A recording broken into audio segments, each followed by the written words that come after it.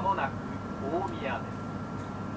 上越新幹線、北陸新幹線、長野、富山、金沢方面、京浜東北線、高崎線、埼京線、川越線、東武アーバンパークライン、ニューシャトルはお乗り換えです。お降りのお客様はお忘れ物のないようお支度ください。大宮の次は上野に停まります。We will soon make a brief stop at Omiya.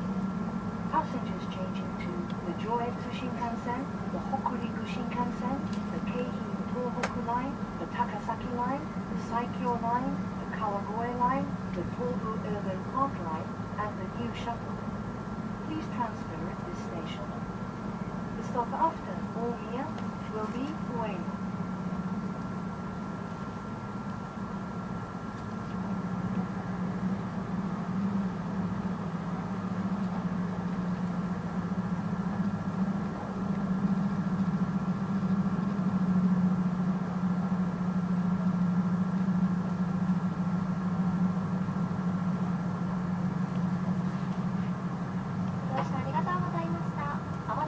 大宮に着きます。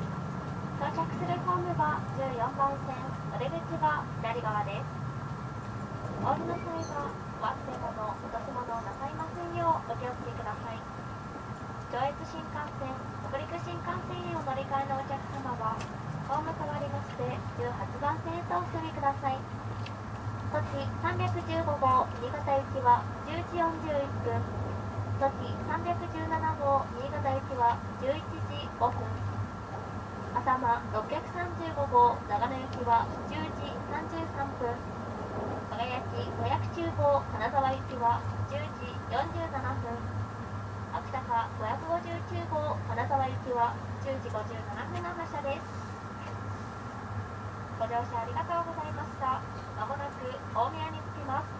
到着するホームは14番線、お出口は左側です。